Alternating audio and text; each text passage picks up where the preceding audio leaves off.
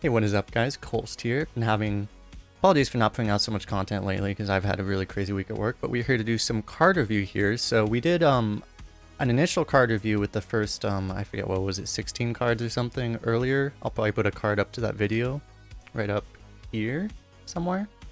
But we have Twitch chat here, so say hello YouTube Twitch chat. But without further ado, let's get right into reviewing some cards. So I believe the last one I reviewed was the most recent one at that time was Spice Bread Baker, so if you want to find out about any of these other cards again, check the other video. But let's just go right into... Damn, Twitch chat is feisty today. Or YouTube, did you guys say something mean about Twitch chat? Maybe you said something mean to Twitch chat. Twitch chat's a little upset. Anyway, let's get right into this. So the first card we have here, that Mixa, is Touch of the Nathrazim, which is a 1-mana spell, removal spell in Warlock. Deal 2 damage to a minion. If it dies, restore 4 health to your hero. So, not a super crazy powerful card, obviously, but you know, Warlock really likes healing, so, you know, it's 1 mana, deal 2 removal, it's okay. But yeah, not super crazy. I guess I might as well, I'll try to follow kind of like, I'll try to give like a relative rating scale off the stars, so basically, like 3 stars I think is something that's like, okay, you feel alright picking it, but it's not great. 4 stars is something you're generally happy to pick. 5 stars is something you'll be like, oh my god, this is the card that's gonna win me a bunch of games. 2 stars is something you might pick, but you don't feel too good about it, and 1 star is something that you're basically never gonna pick. So yeah, based off that, like this card is probably a 3, maybe a 3.5, because, you know, you do really like healing. It will kind of depend on your deck. In a more aggressive deck, you wouldn't like it as much, but in a more control deck, you'd like it a bit more. So, you know, it's decent. Next, we have... I'll just skip this because it's a questline card. Questline cards, to my knowledge, are not going to be in Arena, so... Next, we have one of the craziest cards, actually. Kodo Mount. 4-mana Druid spell. Give a minion +4/+2 and Rush. When it dies, summon a Kodo. So, if you put this on a Wisp, you get a 4-mana 5/3 Rush that summons a 4/2 Rush. So it's 9 mana. It's 9 damage of Rush for 4 mana on a Wisp, hypothetically. Yeah, it turns any card into basically a super Restless Mummy. But more realistically, like if you put this on a... You probably imagine more likely you just put this on like a 2-drop. And then you turn like a 2/3 into a 6/5 Rush that summons a 4/2 Rush. It's just like, this is, you know, Druid's really big weakness is their lack of comeback, and this is like probably, I mean, unless you want to count things like mass board clears or Hysteria, that type of stuff, this might be the best comeback card they've ever printed, like period, at least as far as Arena is concerned. So yeah, pretty sure this card gets a 5 out of 5. We'll just we'll go on. All the mount cards seem really strong. This is probably the best one, at least so far. Next we have a legendary hunter. Legendary, the Rat King. We need a Rat Master here for this review.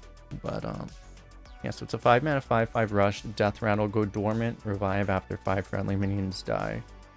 So, I mean, unlike other cards that have kind of similar effects to this, you know, like Bark, which you would never really get value out of. Maybe you get it once if you're lucky. I mean, if the game lasts long enough, you will get value out of this, and you will get value out of it theoretically multiple times if the game goes long enough.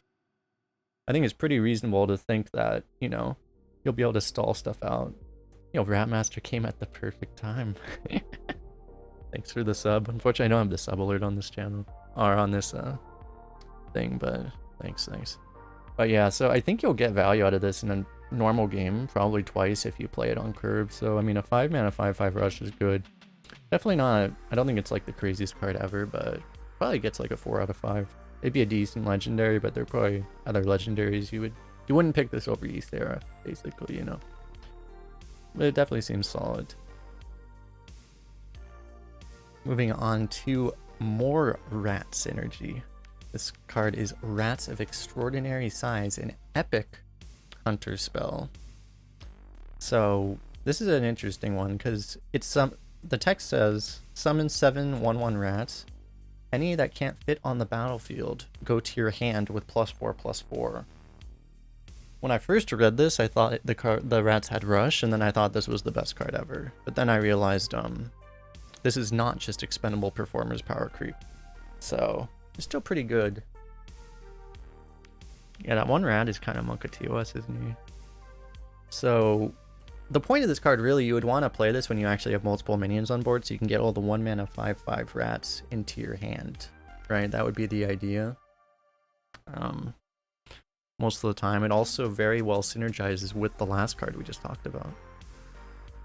And ideally, you would probably play this on like turn 7, turn 8 or something, and you would have minions on board, trade them off, and then immediately get to play the 5/5s the same turn. Like, that seems like how you would really want to use this card. And if you can pull that off, which honestly doesn't seem that hard to do, it's pretty crazy, right? You get like 8 mana for like a couple 5/5s and a bunch of 1/1s. Something like that. It seems pretty reasonable. So I don't think this is... It's really hard to predict how, like, really consistent you can hit value out of this, but it seems pretty good. You can even, like, hold rats back, you know, so you don't just get eaten by Flame Strike completely. Like, it seems very, very solid. Hunter's getting a lot this patch, it appears. I'm not exactly sure. I'll just say it's like a 4 out of 5. I think it's good, but I'm not entirely sure. Next we have Call of the Grave. 1 mana, epic, priest spell, the shadow variety. Discover a death rattle minion. If you have enough mana to play it, trigger its death rattle. I would have to go through and really look. Obviously, we don't know what the rotation is going to be, so that could impact some cards like this. If there's going to be like super crazy death rattles you can get. In general, you're going to want to play this probably later, so you can hopefully get like something like a 6 mana death rattle, something pretty decent. But yeah, if you get like anything, honestly, like you're only paying 1 mana for this Discover. It seems pretty solid. So this seems like a good card. Any 1 mana Discover, like, you know, obviously there's 0 mana Discovers, but 1 mana is still pretty cheap for a Discover, especially if you get... I mean, you can imagine you can get like a card draw, you can get just some random minion. Yeah, if you play it on turn 9, you could just hit a Proto Drake. That would be pretty dirty, yeah. Yeah, it just seems very, very strong. What's up, WCAP? Next we'll move on to a card that's probably not quite as strong. A legendary of the Druid variety. Sheldress Moontree. Oh yeah, you can get the 5 mana 1/1. So 8 mana 5/5 Battle Cry. The next 3 spells you draw or cast when drawn.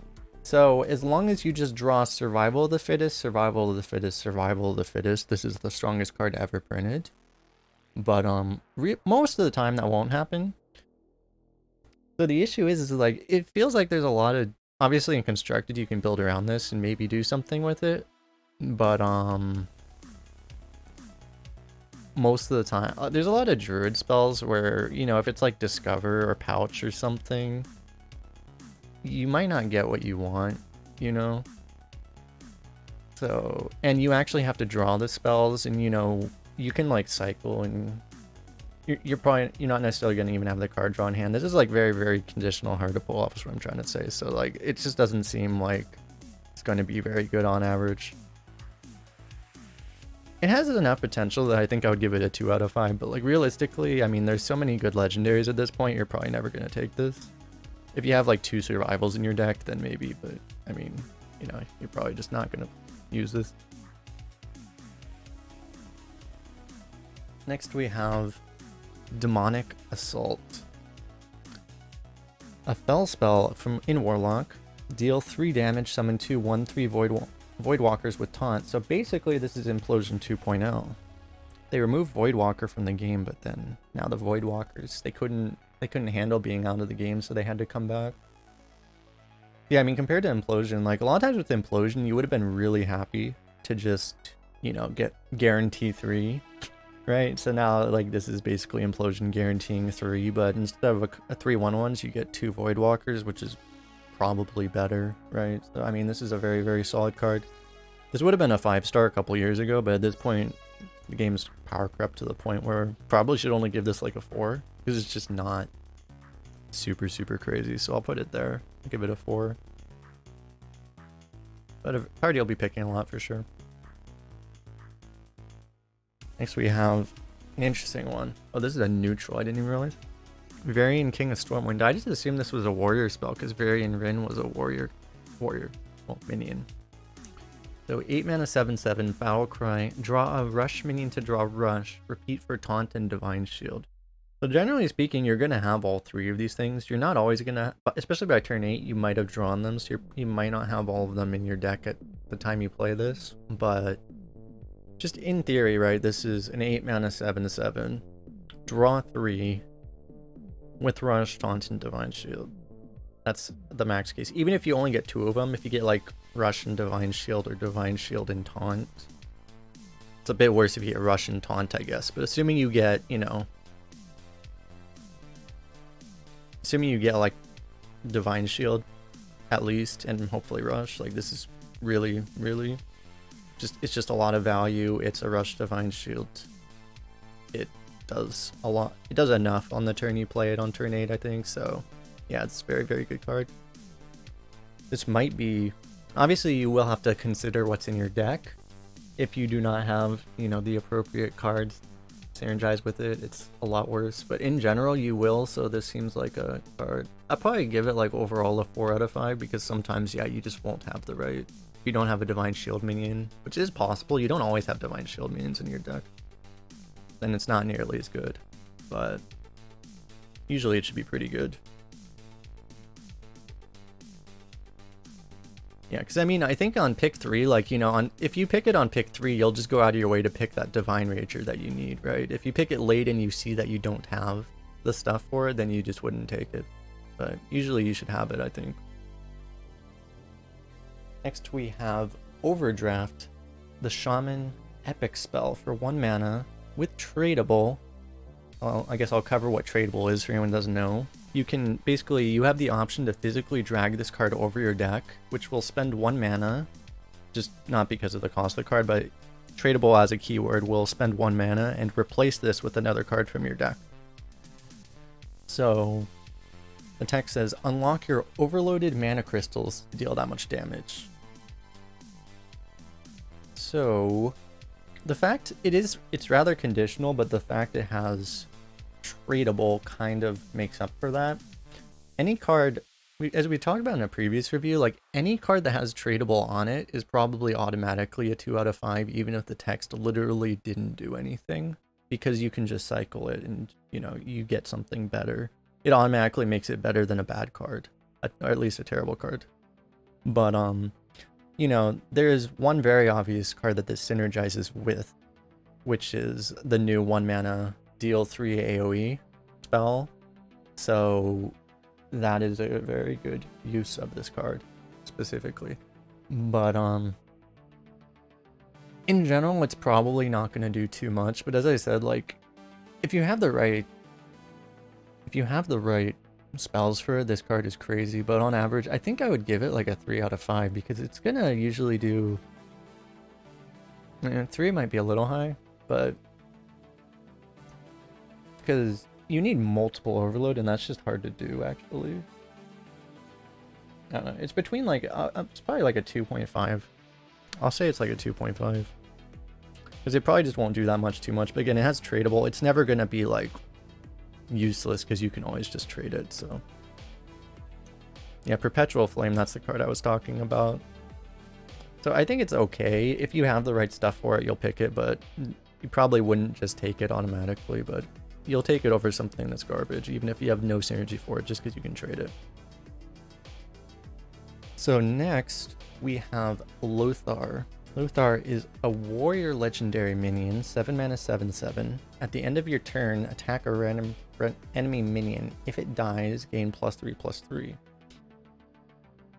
And if it runs into a divine shield, you rage at the game.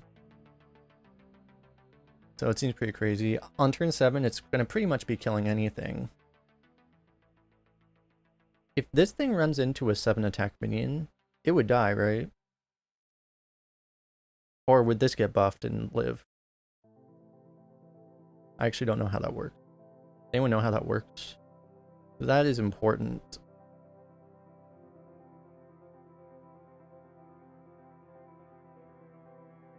Like if this ran into a Marsh Hydra, that would be very important. In any case, like you can probably usually set this up in such a way to be consistent enough. It definitely seems good. So basically it's like it's pretty much like a 7-10 rush, but you can't, unless you can leave your opponent with 1 minion,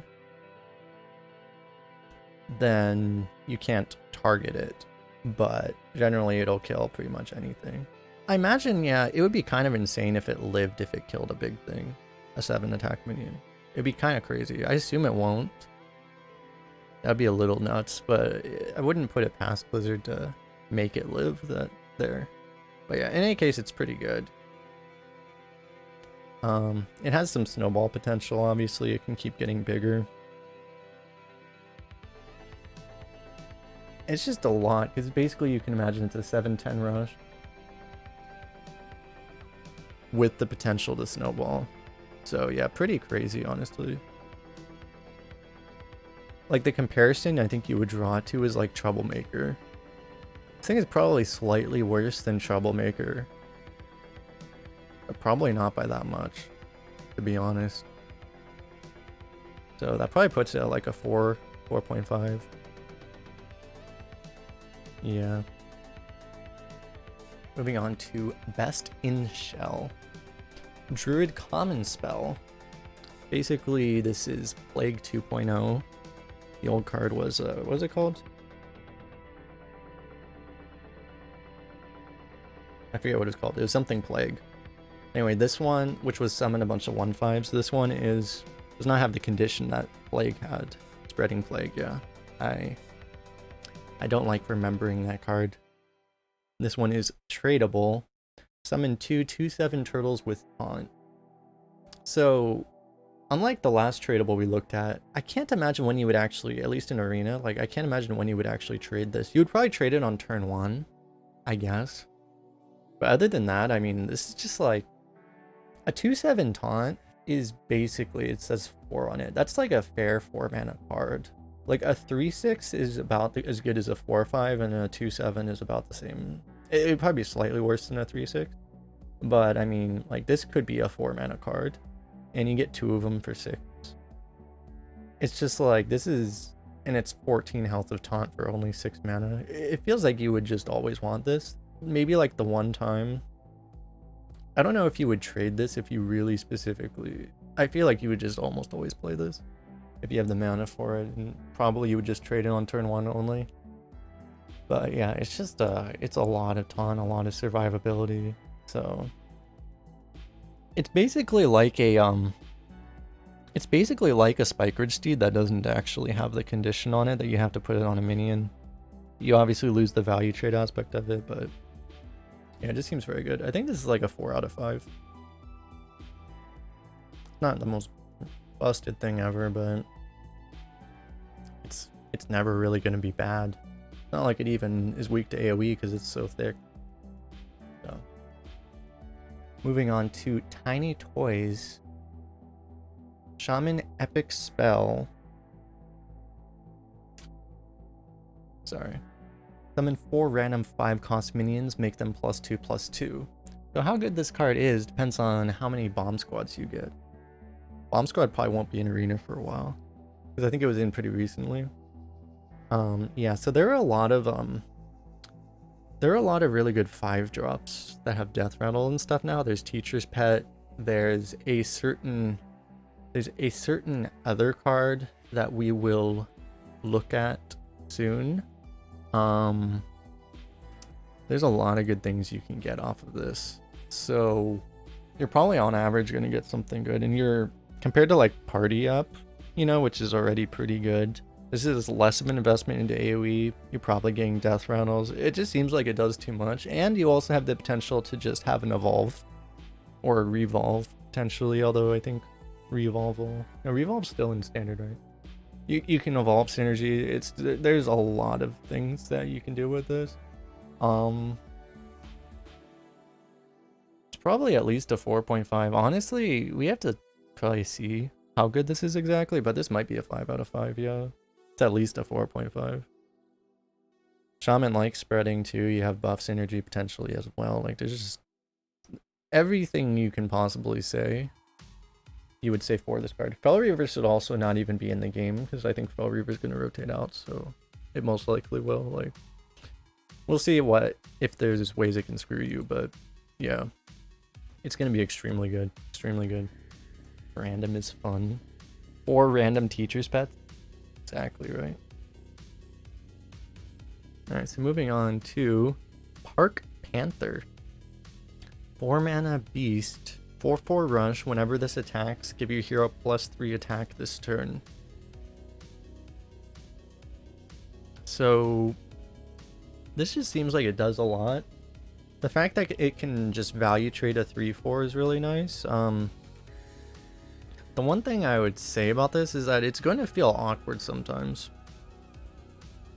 Because you're going to end up in the situation, like imagine your opponent just has a 4/3 on the board. The issue is like if your opponent just has a 4/3 and you don't have anything else to run this into, you can't actually get the effect without, you know, trading into the 4/3. It's going to feel awkward a pretty significant amount of the time because of that.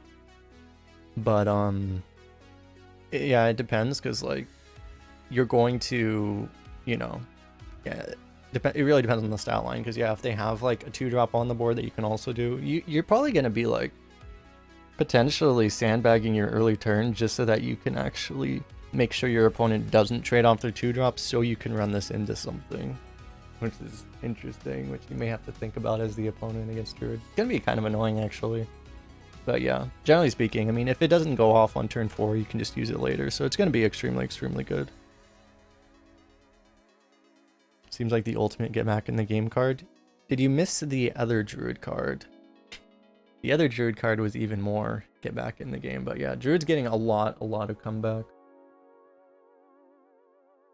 But yeah, it's extremely good. Because even if it dies, you still get this effect, right? So you can trade it if your opponent plays like a 5/4. Not that you see a lot of 5/4s, you can even run it into a 5/4 and then attack something else with your face. It's good. Very, very good. I don't think it's, I guess I said, I think it's going to be awkward sometimes, so I don't think it's a 5 out of 5, but it's, you know, it's very, very good. Maybe a 4.5. Next we have, and it's 3 face damage. That's pretty much undeniable. Gets through taunt. Like it's good. I'll say 4.5. Next we have Shiver Their Timbers.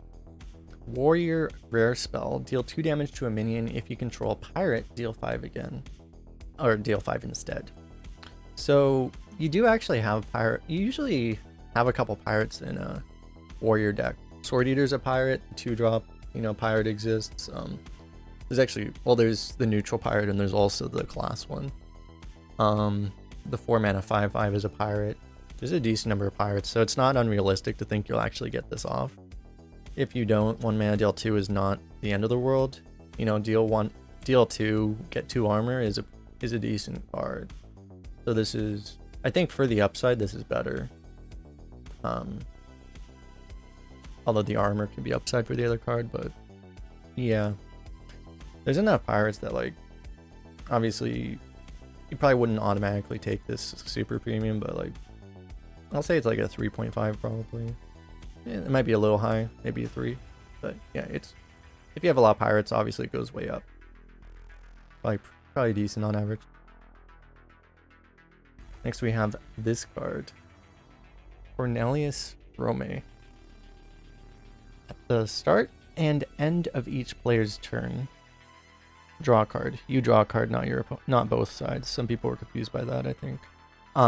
So basically at the end, you can pretty much imagine at the end of each turn you draw 2 cards. Functionally that works almost entirely the same. So that means it's a 6 mana 4/5, draw 2.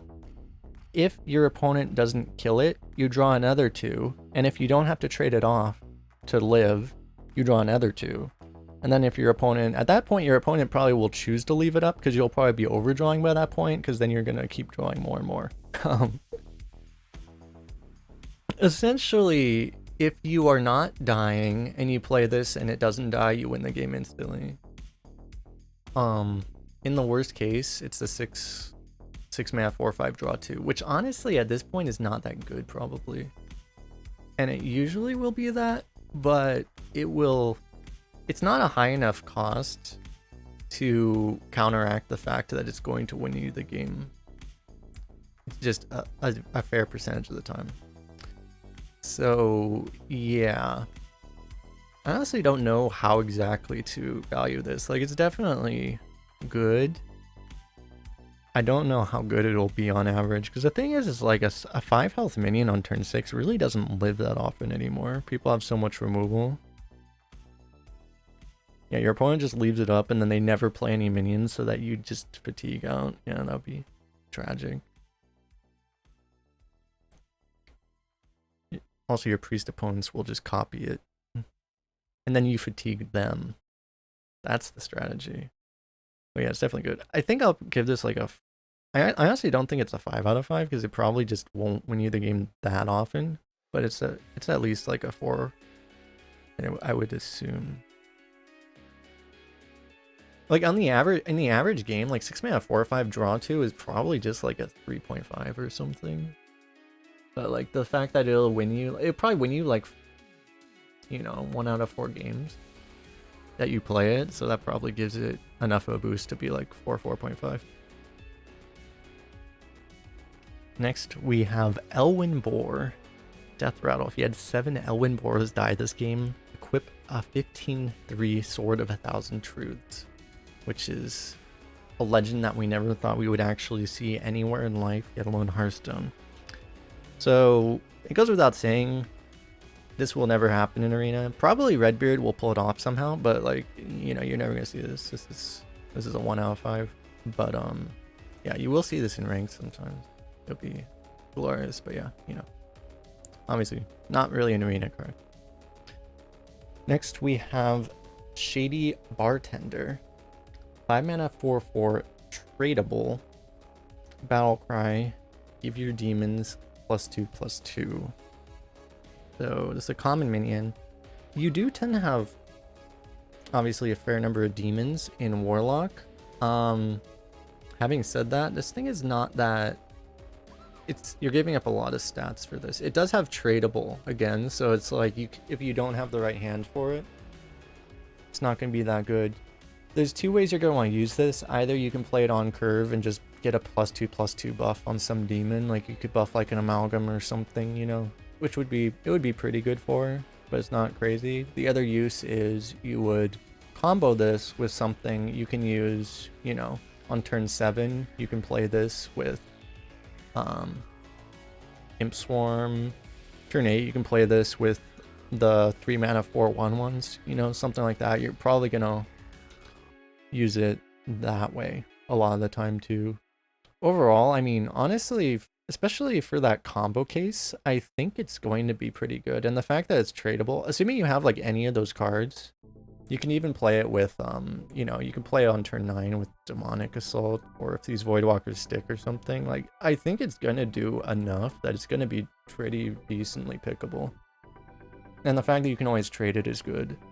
But honestly, in Warlock, you don't want to spend a mana trading stuff that often, so yeah, it's alright. I think if you have the right combo cards for it, this thing is probably like a 4 out of 5, or even probably not higher than that though, but if you, in an average deck, it's probably like a 3. But it'll be fine, I think. Again, you can always trade it. Next we have another questline card. We will skip this one. This one was kind of this one's okay actually. Move on to Jace Darkweaver.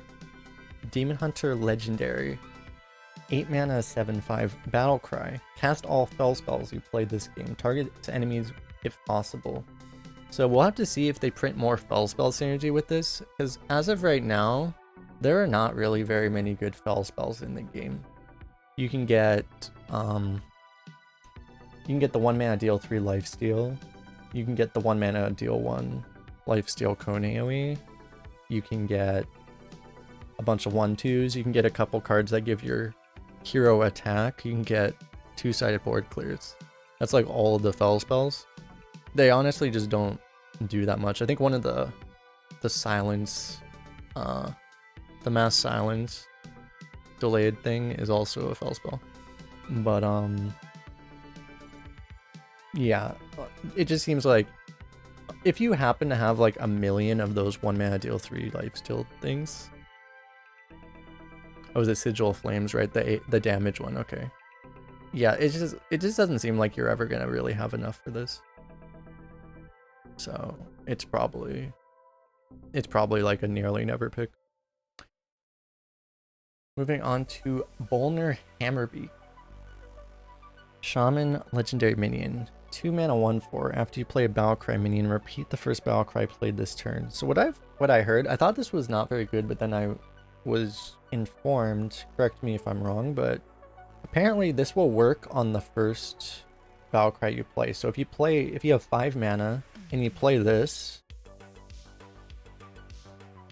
then then you play another Battlecry, it'll essentially act as a brand. So even on the first Battlecry, if it's the first one you've played. That's what I've been told. So assuming that, then it's a 2 mana, it's basically just a 2 mana brand. It's not going to do much more. And I mean, you can potentially copy, you know, if you play this on 8 mana, when you played a spell last turn, you can play like, you know, multiple Mars spawns potentially. You can go like Hammerbeak, Mars spawn, some other Battlecry, which will be another Mars spawn effectively. So yeah, it's at worst it's a 2 mana 1/4, but you can probably get synergy out of this. So it seems like honestly a very good card. Yeah, you can do it with Dungeoneer too. You'll probably just play it on turn 5 with Dungeoneer or something like that. Yeah, you're not giving up a lot and you're getting a lot of value, and you know your opponent has to kill it too. It's only a 1/4, but your opponent's gonna have to use removal on it if they have nothing else, because yeah, it's just a lot. It's a lot of potential value, not hard to pull off. So it seems very good. Next we have Counterfeit Blade. 4 mana 4/2 Battlecry. Gain a random friendly death rattle. That triggered this game. So this card actually honestly seems a little bit awkward, because you don't usually have death rattles that early. This is a rogue card. You obviously could, but you don't have, especially you won't have super strong death rattles early. But you know, you're not gonna get a Proto Drake when you swing this if you play this on turn 4, is the point. The issue is, compared to, I think this is worse than the Necro Dagger, because you know, the Necro Dagger was a 3 mana 3/2 trigger a death rattle that you have on the board. This one is a death rattle that has triggered this game. So you know, you can't even play this on, if you have like a Skystalker or something in your hand, you can't even just play the Skystalker and then trigger this. The Skystalker has to actually die. So it's like, you know, this is mostly going to be just a 4 mana 4/2 weapon, especially played on curve. It's just going to be a 4 mana 4/2 weapon, which is fine, but you know, not amazing. I feel like it's just not going to do that much most of the time. But you never know. Sometimes you'll play it late after you played a Pro Drake and you'll do amazing. But I think most of the time it's going to be rather mediocre, but still fine. The fact that it's 8 face damage is honestly probably more relevant than the text in Rogue, you know, but you know, it's a fine card. Talking about fine cards. Lightbringer's Hammer, the Paladin Epic Weapon. 3 mana 3/2 lifesteal weapon. Can't attack heroes. So it's interesting that it can't attack heroes. I guess in Constructed they thought that this was just too much of a life swing. Just a 12 mana, 12 health swing for 3 mana. But yeah, I don't know. The fact that I can't attack heroes is pretty annoying as far as Arena is concerned. But you know, a Fiery War Axe, we're at the point where a Fiery War Axe is like maybe a 3 out of 5, if that. So yeah, it's not. It's probably, is this the weakest? Actually, no. There's another weaker Paladin weapon. It's like one of the weakest weapons, but all weapons are good, you know. It's fine. The lifesteal is nice, so it basically negates the downside of the weapon. It's just that it can't go phase, so you know. It's fine. It's just not crazy. Moving on to a neutral rare minion, Two-Faced Investor. At the end of your turn, reduce the cost of a card in your hand by 1. 50% chance to increase. So I didn't understand this when I read it. Let me try to read this again. So does that mean at the end of each turn, this has a 50% chance to change this number right here? This could be a 2 or a 3 or a 4. Is that what that means? What does that mean? Oh, it increases the cost of the card. So instead of decreasing, it might increase. So it's completely random whether it helps you or hurts you. Oh. Ew. Ew. I think out of sheer tilt reasons, I'm never taking this card. Let's just move on. It's probably like a 1.5 out of 5. If that. Probably for tilt reasons, probably 1. Yeah, let's move on. Next, Anatheron. 6 mana, 8/6 a demon. Cost 1 if your hand is full. So if there's potential ways to cheat out a demon, this is really good. Warlock, you usually don't just randomly have 10 cards in your hand. But, you know, a 6 mana 8/6 is totally playable. It's really hard, pretty good minion in an aggressive deck, I think. But, you know. I don't know where that puts it on the star rating scale. Maybe it's like a wait, this is a legendary. I don't know. Maybe this is like a 3. Maybe this is like a 2.5. Definitely not crazy. Given that's in the legendary bucket, you're probably usually going to have it up against something better. You probably won't pick it that much, but it's okay.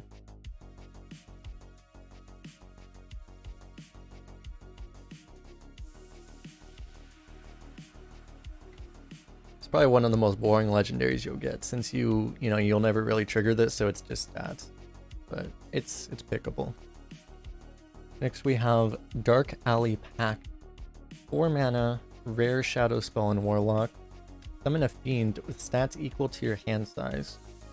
So if you're playing an aggressive deck, the fiend doesn't have any text, right? It's just stats. I don't know. If you're playing a really slow handlocky type of arena deck, which doesn't tend to happen very often, this card's okay. I mean, this is basically supposed to be kind of like a mountain giant. That's kind of what you'd think it is. That's pretty much what it is, right? It's like a slightly worse mountain giant. Yeah, I don't know. Probably just not very good. If it had taunt, it would be a lot better, obviously. Yeah, it's probably... If you're playing an aggressive deck and you're actually, playing the cards, I guess it's not that bad on turn 4. It would still be like a 4/4 maybe. Card's probably in an average deck, it's probably like a 2 out of 5. Maybe it's if you're playing the right deck, it's probably like a 3 out of 5 maybe. I guess especially if you're, all you have to do is tap on 2 and then it's like a 5/5 or a 6/6, right? If you actually play a turn 2 and a turn 3, then it's it's a little smaller. I guess it's better on coin too. Maybe it's decent. I'll say it's like a 3 out of 5. I don't think it's amazing, but it's not terrible.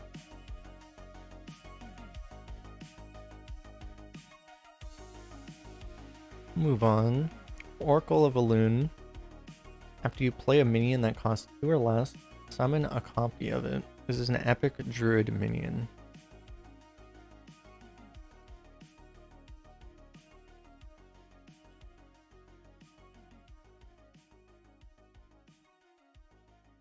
Five out of 5.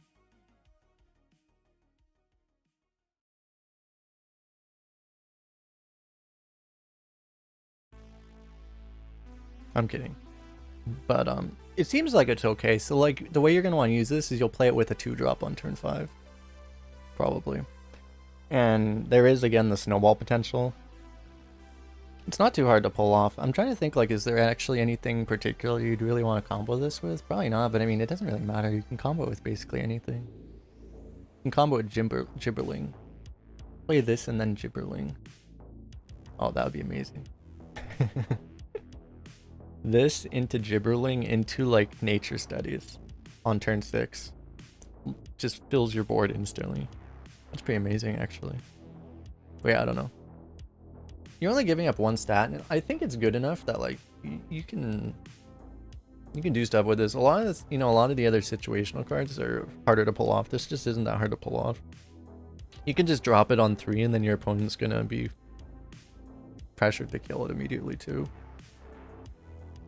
But I think it's fine. It's definitely not the greatest card ever, but it's fine. Moving on to Auctioneer Jackson. Whenever you trade, which I believe is the tradable keyword, right? It's not like, imagine this was whenever you trade minions on the board. Oh my god!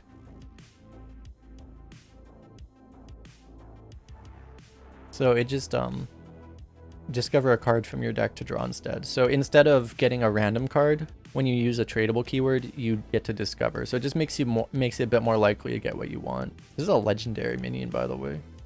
Neutral. It's fine. I mean, it's a 2-mana 2/3, you know?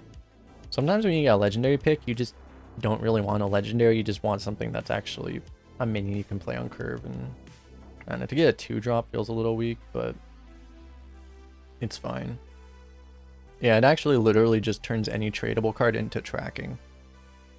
Exactly tracking. But it's a 2-mana 2/3 with limited upside. I feel like because it's a legendary, you're gonna pick it over garbage legendaries, but you're not gonna take it over any good legendary. Doesn't really matter, I don't think, how many tradable cards you have. You're just gonna, it's if you want a 2-drop or not. But it's okay.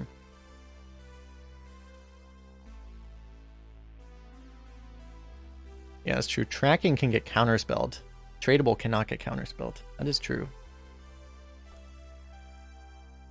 Next is Persistent Peddler. Talking about tradable cards. 4-mana 4/3 tradable Death Rattle. Summon a Persistent Peddler from your deck. So, I was actually thinking about this card a lot. So, it's a rare Demon Hunter minion. The first Persistent Peddler, you're probably not going to value too highly, so which means you probably won't pick these very often. But once you have one in your deck, these go way up in value. They go a lot up in value. Once you have one, you're probably going to take the second one like it's a 5 out of 5 card.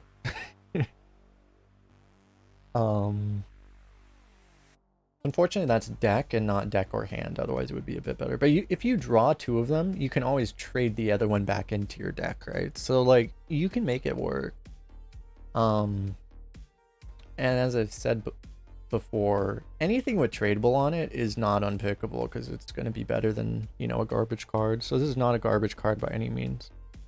I think like you're not going to take the first one super highly, but once you have one, you're going to like take everyone you see probably. So and some people are just going to take the first one immediately and then they're going to take everyone they see. Because the thing is like on average, you're probably going to be lucky if you get 2 once you pick the first one. And honestly, a 4-mana 4/3 that summons a 4/3, that's not even that good anymore. We've gone to the point where that's like, it's good, but it's not crazy. So I don't know. I think the first one you rate is like a 2.5 maybe. And then the second one is like a 4.5. And then the third one's like a 5 out of 5 probably. Oh, Interesting. Next one we have Garrote, or Garrote? Garrote? Probably Garrote? I don't know. I don't know English, man. Like, English is hard. Deal 2 mana epic rogue spell. Deal 2 damage to the enemy hero. Shuffle 3 bleeds into your deck that deal 2 more when drawn. So, they're really starting to like this mechanic, aren't they? Shuffle into deck. I really don't like this mechanic, personally, but it's better in Constructed when you can kind of at least build around it, card draw, but yeah, whatever. As far as Arena is concerned, I don't like the mechanic. But I mean, this one's not too big a problem because you're probably not going to see this very often because this is basically like the new head crack compared to old head crack. It's like head crack you have to keep spending mana on repeatedly. This one you don't have to spend mana on it, but you actually have to draw. Ideally, you'd be spending that mana drawing cards. But yeah. This will be a card that you'll probably take off of Discover sometimes. But if you're in that exact situation where you want to kill the opponent and you just, they're going to taunt up and that you're not getting there any other way. But yeah, you're never going to draft this probably. terrible. Talking about a card that is not terrible. Imported Tarantula. 5 mana, 4/5 with tradable. I have no idea why this card has tradable, to be honest. Like, just why does this have tradable? You're probably never going to trade this. Let's be honest. Unless, like, literally your opponent is going to lethal you and you just want to burn to kill them. That would be, like, the only time you would ever trade this. Because you would... I don't think you would trade this on turn 1. You would just keep this and play it on 5. But anyway, it's a 5 mana, 4/5 Death Rattle. Summon 2 1/1 spiders with Poisonous and Rush. What's up, Hearthstoner? So, yeah. I mean, I think this is a 5 out of 5. I think most games, it's not actually going to do... I mean, it's going to do a lot, but it's not going to, like... It's going to do too much for one card, but it's not going to, like, win you the game by itself most of the time. It will win you the game sometimes, though. The times it's going to win you the game is when you're against, like, a priest or something who just doesn't have AoE. You know, they don't have the condemn or whatever, and then they just can't deal with the poison. And then they just have big minions, and then they just get completely memed out of the game. Yeah, this is a guardian animals target in Hunter, too. They already have... You can get this and a teacher's pet, and you're just like... Yeah. It's like, I think it's a better teacher's pet. Teacher's pet's a little worse than it would be because there's no 3 mana taunt. You know, that kind of makes teacher's pet feel a bit worse. But I think generally, yeah, 2 1/1 spiders with Poison Rush is probably better than a 3-drop. So, yeah, it's very, very good. Very good. You'll pick it probably every time you see it, realistically.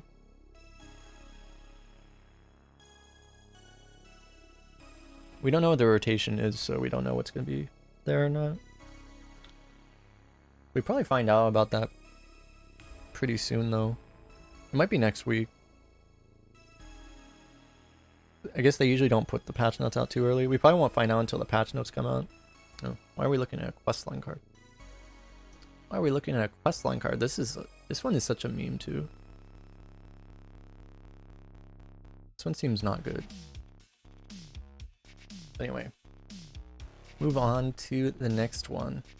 Provoke. I will do arena, yeah. At least one run. I'm not sure how much I'll be able to do, but... Provoke is a tradable warrior spell. 0 mana. Choose a friendly minion. Enemy minions attack it. So, basically this is Hysteria. Except you have to use it on your own minion. Basically, right? Sometimes when Hysteria could target your own minion, you would use it that way because you just wanted exactly what this card does. You want to turn like a Proto Drake into an AoE, right? For that use, this card seems very, very good. I think, like, you know, it's like a quote-unquote conditional card, but you know, you can always trade it if you don't want it, which you probably will trade it sometimes if you get it super early, but otherwise, I mean, you'll just use this on Proto Drake or whatever. As long as you have any big minion at all, this card seems pretty good, because it turns it into like a Rush Wind Fury type thing. Probably a Rush Mega Wind Fury. So, I mean, honestly, the closest comparison we have probably is to Broom. I think this is like a better Broom, honestly. You obviously... Instead of rushing multiple smaller minions, potentially, you rush one big minion and it gets like Rush Mega Wind Fury, essentially. I think it's better than Broom. So... Oh no, it is still quote-unquote, you know, conditional and situational, but it seems pretty good. Like, it doesn't have the same... It doesn't even have the same... drawback as Hysteria, right? You can't you couldn't Hysteria your own minion when you could do that. You wouldn't be able to do it when you had a board. But this thing you can actually still use when you have a board. Your opponent's trying to go wide to, you know, challenge your board, and then you provoke a Proto Drake and you just clear everything. It's pretty crazy, I think. It's good when you're ahead, and it's good when you're behind. The only condition really is that you have a big minion. Something like a Proto Drake. So I think it's really good.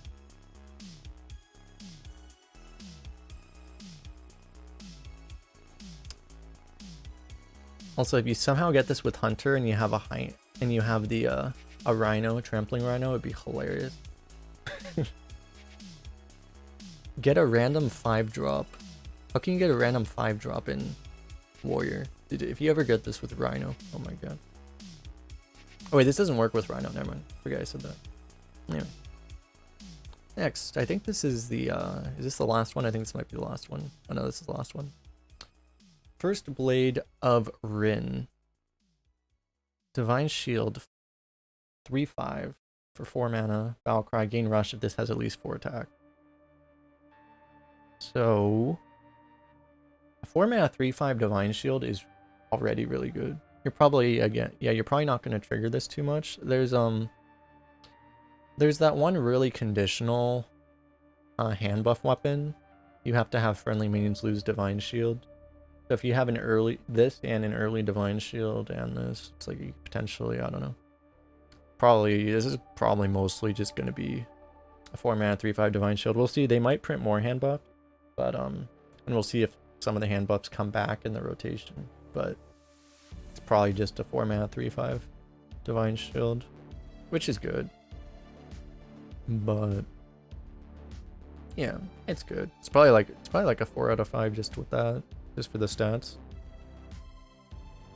I'm pretty sure the tool weapons should be in Arena, yeah. I don't see why they wouldn't be. But yeah, it's just solid. And the last card on the list we have is Remote Controlled Golem. After this takes damage, shuffle 2 Golem parts into your deck. When drawn, summon a 2/1 mech. So, as I said before, a 4 mana 3/6 is about as good as a 4/5. I guess with this text, it's slightly better than it would be if it was a 4/5, just because of the bonus. You're not going to have super big hopes. I mean, getting 2/1s randomly are, I guess, nice. If you get them really early, it's kind of good, but otherwise, it's probably not that impactful. But yeah, it just seems, just for its stats, it's decently pickable. It's probably also like a 4 out of 5.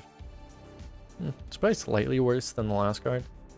I bet this is slightly better, but you know, this is it's totally good. It's playable for sure. It's an epic minion in Warriors. You probably won't see it too much, but unless they bug the epics again.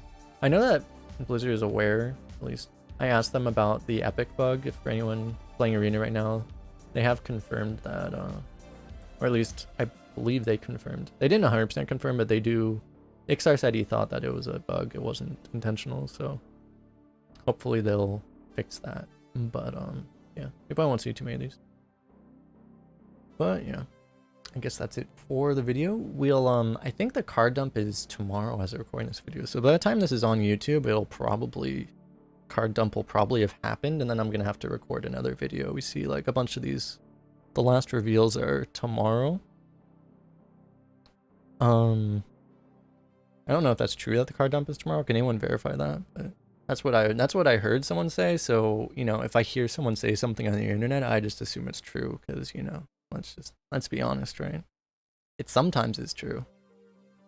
But yeah, thanks a lot for hanging out, everyone. And yeah, if you liked the video, don't forget to like and subscribe and comment on all these things. Which card is your favorite? Which card are you most terrified about? And all of these things, and comment about what your favorite color is, because the algorithm likes when you say random things. It doesn't really matter what you say, it just matters that it's a comment. So yeah, we'll go play some Arena on YouTube and hope that or play some Arena on Twitch and hope that run gets to go to YouTube as well. Maybe it will, maybe it won't. I'll have to find out. But yeah, thanks all again. We'll see you guys next time.